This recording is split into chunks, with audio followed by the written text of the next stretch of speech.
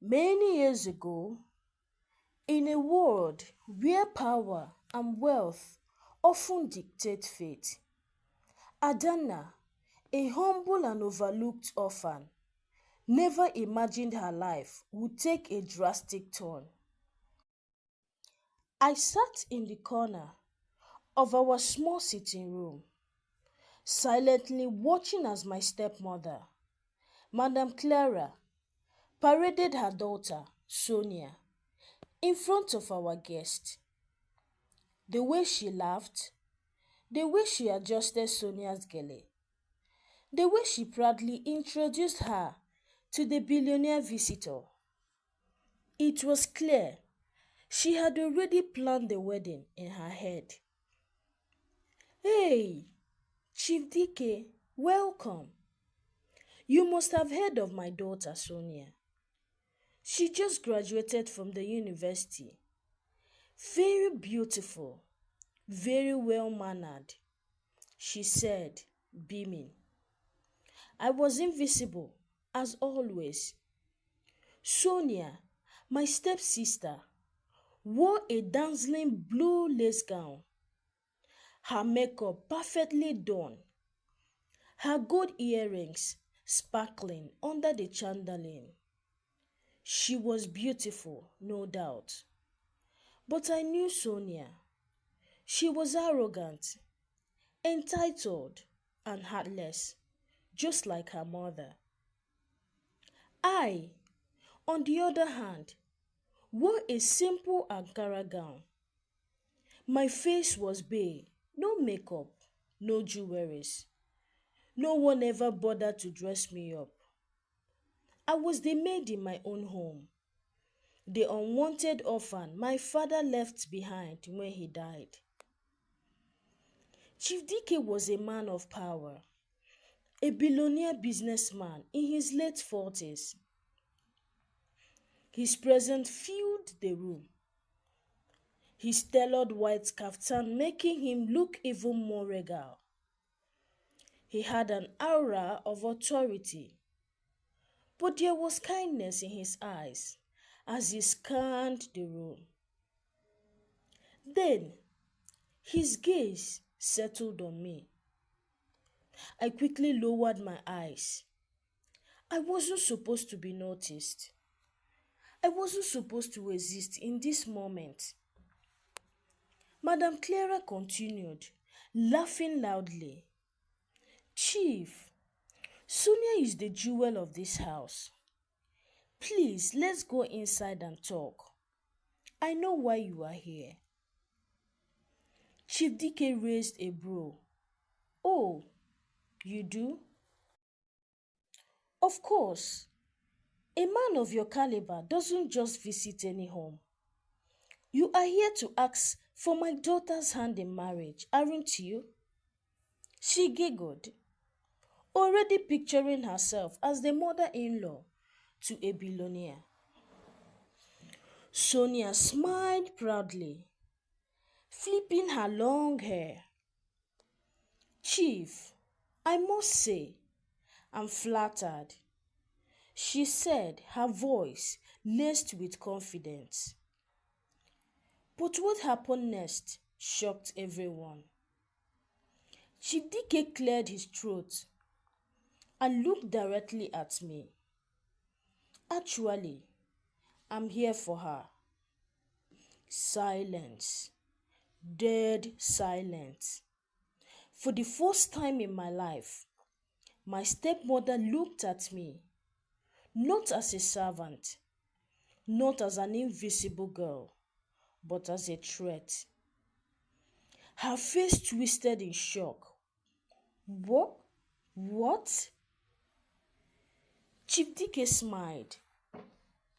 Yes, I've come to ask for her hand in marriage. He pointed at me.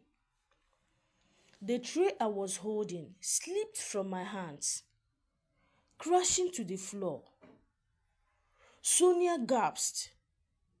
Madame Clara's mouth fell open in disbelief. I felt my heart pound in my chest. Was this a joke? A mistake?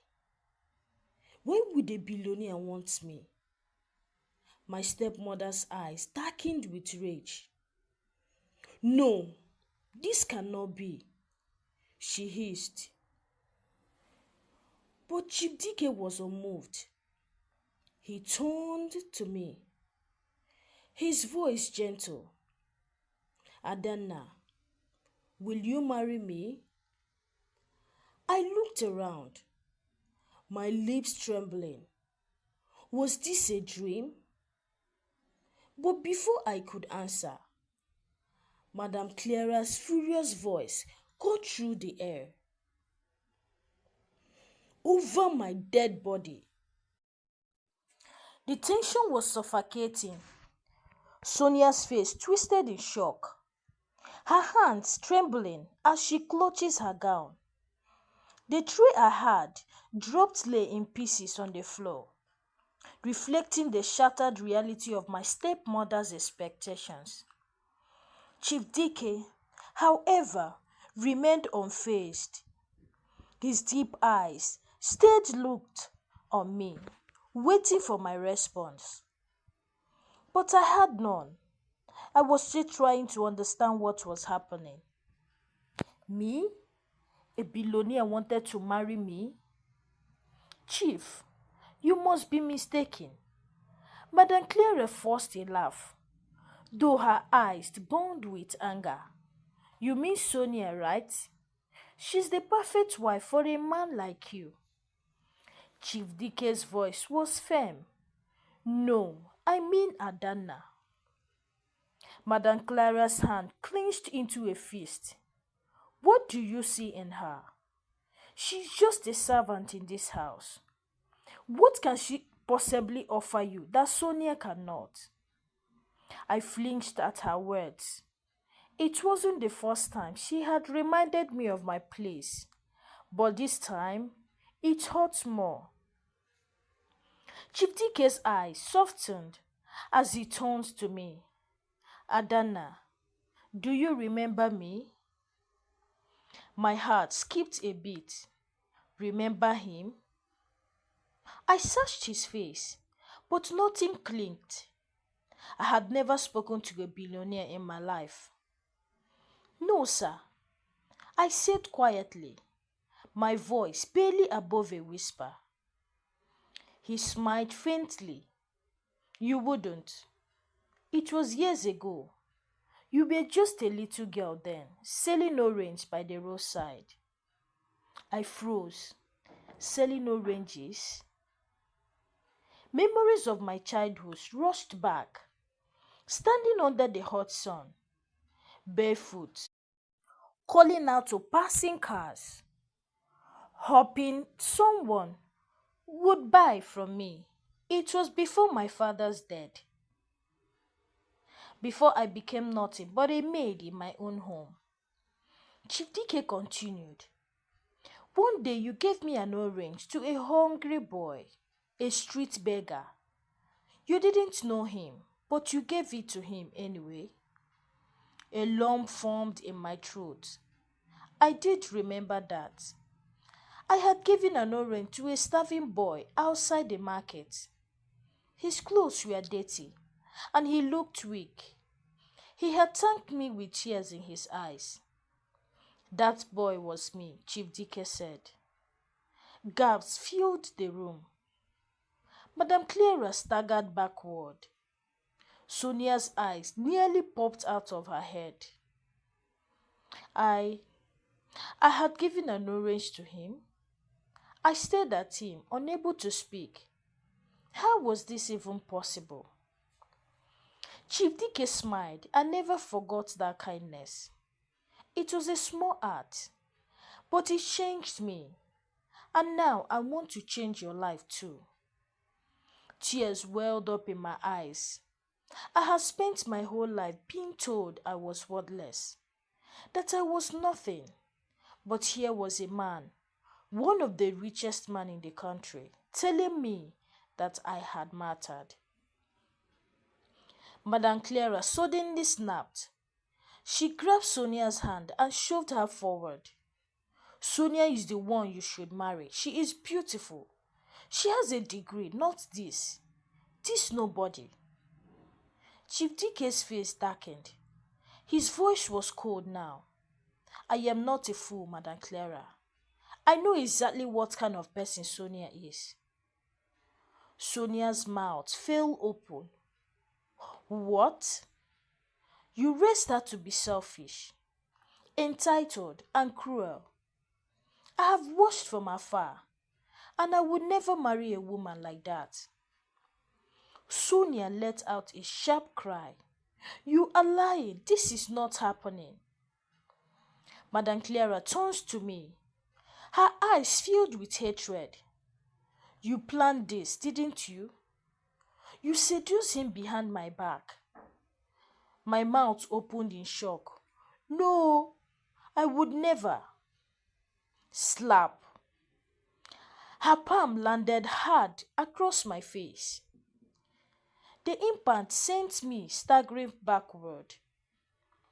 I held my cheek, my body trembling.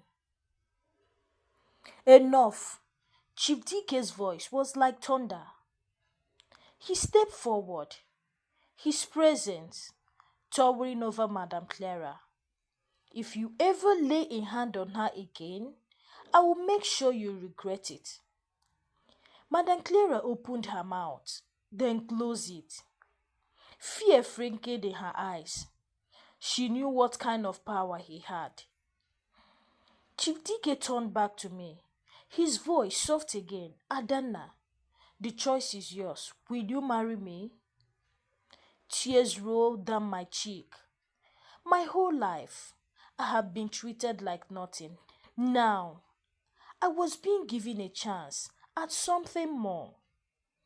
But was this really happening? I swallowed hard, looking around at the face filled with shock and anger. Then I took a deep breath and I gave my answer. Yes. The room went dead silent. Madam Clara's lip trembled as she processed my words. Sonia's looked like she had been struck by lightning. Chief DK's eyes softened as he stepped forward. You said yes? He asked, his voice deep with gentle, as if he couldn't believe it himself. I swallowed hard and nodded, my hands shaking. Yes, I will marry you. Sonia let out a sharp cry. No, this is a joke. You can't choose her over me.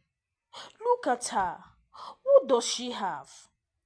Madam Clara grabbed my arm roughly, her nails digging into my skin. You little witch.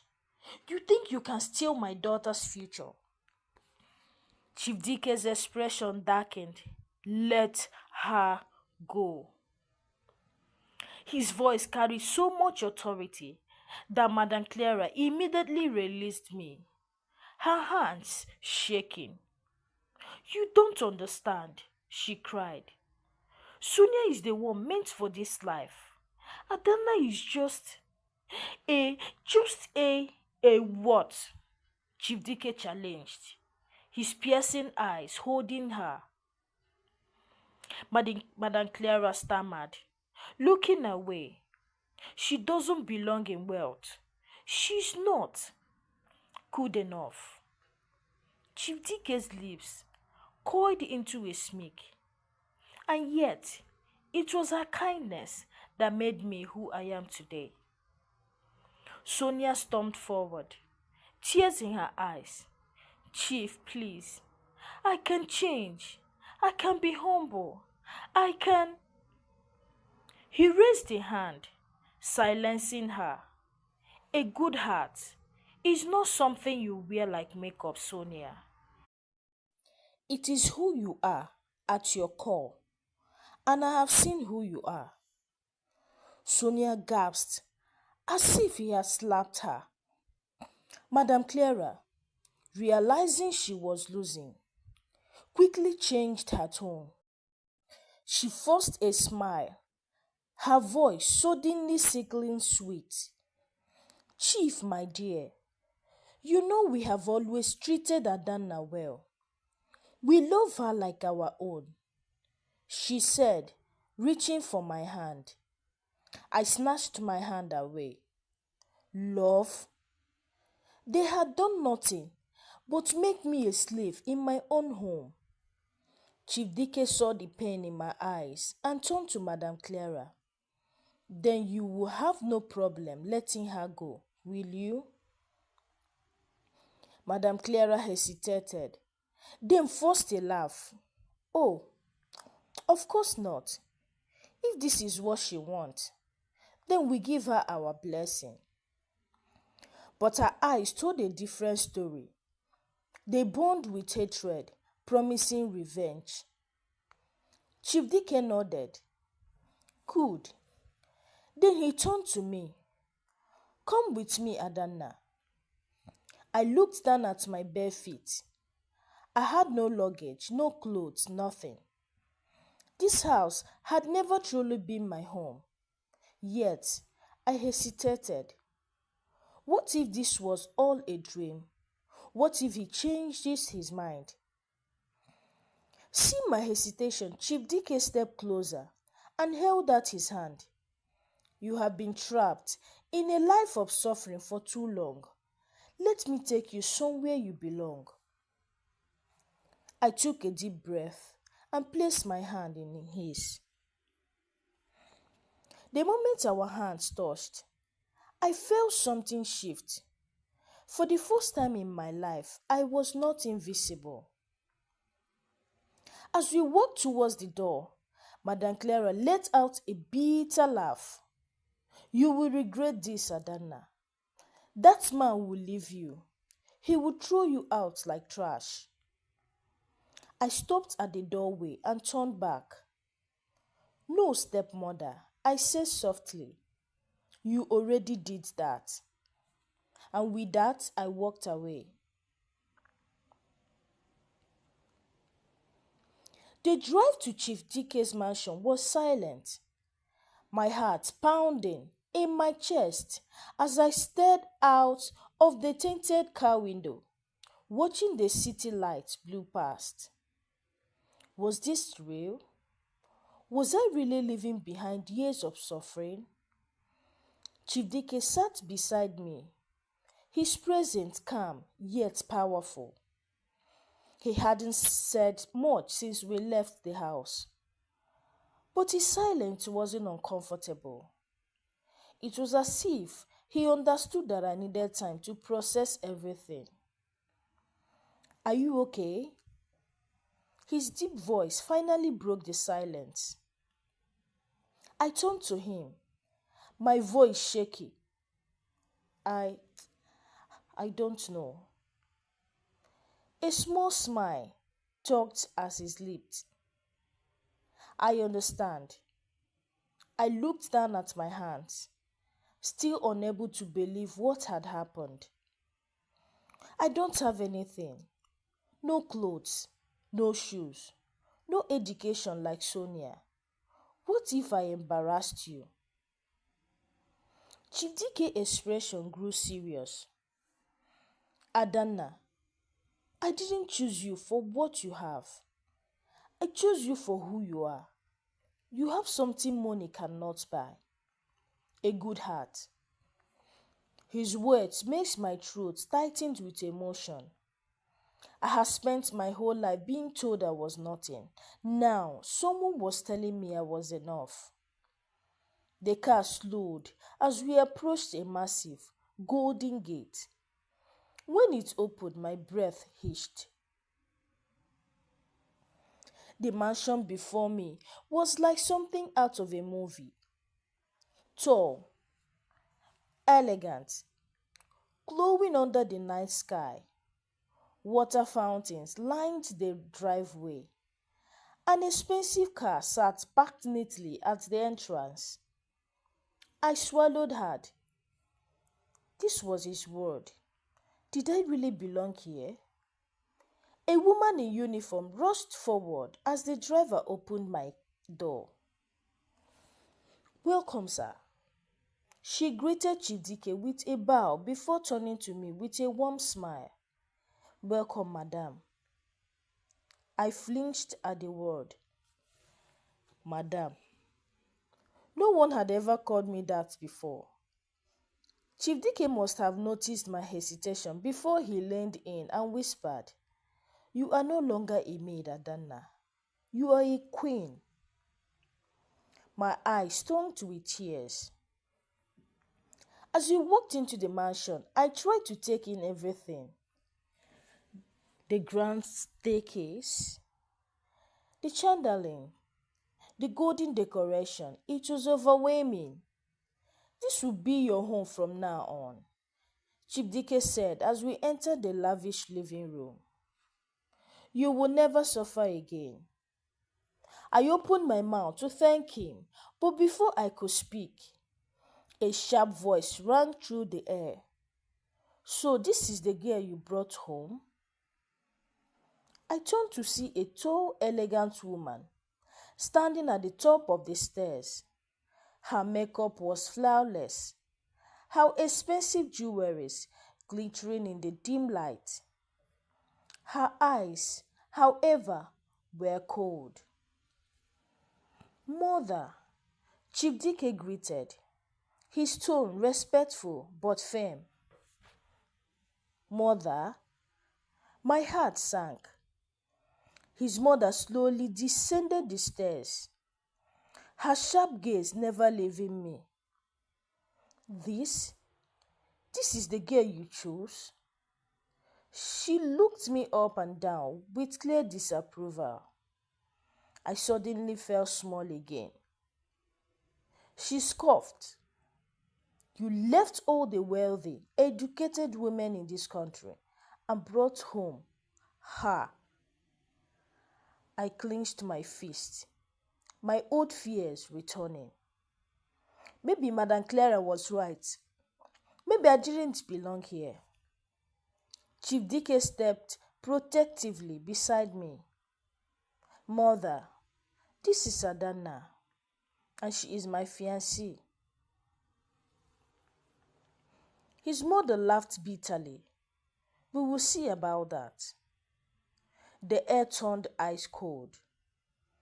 I had suffered my stepmother's hatred, but now I realized I was about to enter a new battle. Chief Dike's mother slowly descended the grand staircase, her piercing gaze never leaving me. The expensive gold bracelet on her wrist jingled as she folded her arms. I swallowed hard. I could feel the weight of her disapproval pressing down on me. "So, Adanna," she said, her voice smooth but sharp, "tell me, what exactly qualifies you to be my son's wife?" I opened my mouth, but no words came out. What could I say? That I had spent my life scrubbing floors? That I had been treated like a servant? That I had never dreamed of stepping into a world like this? Chief Dike stepped forward, his voice firm. "Mother, I didn't bring her here for an interrogation." She let out a small, bitter laugh. "Interrogation? My dear son, do you think I would allow just anyone to walk into this family?" She turned her sharp gaze back to me. "Do you even know how to behave in high society? Do you know which flock to use at a formal dinner? Do you speak multiple languages? Do you have a degree?" Each question was like a knife to my chest. I could feel my confidence crumbling. Chief Dike's grip tightened around my hand. "Mother, enough!" His mother sighed dramatically and turned away. "I have warned you, Dike. If you marry her, you will regret it." She walked towards the hallway, but just before she disappeared, she added, "And when she embarrasses you, don't say I didn't warn you." Silence filled the mansion. I lowered my head, shame washing over me. Maybe she was right. Maybe I wasn't good enough. Chief Dike gently turned me to face him. Adanna, don't listen to her. You belong here. I bit my lip to stop the tears. But she's right. I don't know how to fit into this world. What if I make a fool of myself? He combed my face, his eyes soft. Then I will teach you. You don't have to be perfect, Adanna. You just have to be you. His words wrapped around my heart like a warm embrace. Just then, a maid approached. Sir, dinner is ready. Chief Dike smiled. Come, let's eat. I hesitated. Is your mother going to be there? His smile faded. Yes, but you are my fiancé and you have every right to sit at that table. Taking a deep breath, I nodded. As we walked into the massive dining hall, my nerves nearly swallowed me wholly. The table was covered in expensive dishes, glasses sparkling under the chandelier. Chief Dike's mother sat at the head of the table, her expression unreadable. Sitting beside her was a woman I hadn't seen before. She was breathtaking, beautiful, with flawless dark skin and long braided hair. She wore a fitted red gown that screamed wealth and power. She smiled at me, but it wasn't a friendly smile. It was a smile of someone who knew she was better. Chief Dike's mother cleared her throat. Adanna, meet Amanda. She is the daughter of Senator Okafor. My heart skipped a beat. Chief Dike stiffened beside me. Amanda leaned forward, her smile growing. Dike and I have been each other for a long time, she said sweetly. I was so surprised when I heard he was engaged. Weren't we all, mother? Chief Dike's mother smirked. Indeed we were. My stomach twisted. I suddenly had a very bad feeling. Amanda lifted her glass of wine. Well, since we are all here, let's have a toast to real love. Her eyes met mine, full of challenge, and in that moment I realized this was war. I sat stiffly at the grand dining table, my hands resting on my lap as the tension in the room thickened. The expensive chandelier above cast a golden glow, but it did nothing to warm the ice atmosphere. Chief Dike sat beside me, his presence steady and reassuring. But across the table, his mother and Amanda watched me like hunters circling their prey. Amanda lifted her glass of wine, her smile sharp as a blade. To real love, she repeated, looking straight at me. I hesitated, unsure if I should respond. My fingers tightened around the fabric of my dress. Chief Dike's mother smirked. Amanda and my son have been close since childhood. She has always been part of this family. Amanda leaned forward, her red gown hanging her cuffs. Oh, we go way back, don't we, Dike? Chief Dike's jaw clenched. Amanda, his voice carried a warning. She laughed lightly. Relax. You remember the vacation in Dubai? The yacht parties in Greece? She turned to me, her eyes glittering with amusement. Oh, Adanna, you must let us take you someday. Have you ever traveled out of the country? I swallowed hard. I knew what she was doing, trying to make me feel small. unworthy of the world she belonged to. Before I could answer, Chief Dike's mother sighed dramatically. I just don't understand, Dike. You could have had someone, and yet you bring home a girl with no class, no background, no. Mother, that's enough. Chief Dike cut in sharply. His grip tightened on his fork. His mother ached a brow, fringing innocence. I am simply concerned. You are a man of status. You need a woman who can represent you. A woman with breeding. Amanda smiled, tightened her head. Exactly. Marriage isn't just about love, Dike. It's about power, about legacy. Can she even fit into your world? I bit my lip, my heart hammering. I knew I was different. I wasn't raised in wealth. I didn't know how to hold a wine with elegancy or make polite conversation about luxury brands and foreign vacations. But I also knew something else. I wasn't going to let them break me. I slowly lifted my own glass. My hands were shaking. To real love, I said softly, meeting Amanda's gaze head on. For a moment, the room was silent. Then Chief Dike smiled proudly. He lifted his glass to real love. The power in my voice must have caught Amanda off guard because her smirk flattered just a little. Chief Dike's mother, however, was not impressed. She placed her napkin on the table and stood up. Excuse me, I have lost my appetite. With that, she swept out of the room. Amanda, still holding her glass, smirked. Don't take it personal, Adanna. You are new to all this. She took a sip, then added, let's just hope you can keep up. Something in her voice sent chills down my spine. I suddenly realized this wasn't just about disapproval. This was a warning.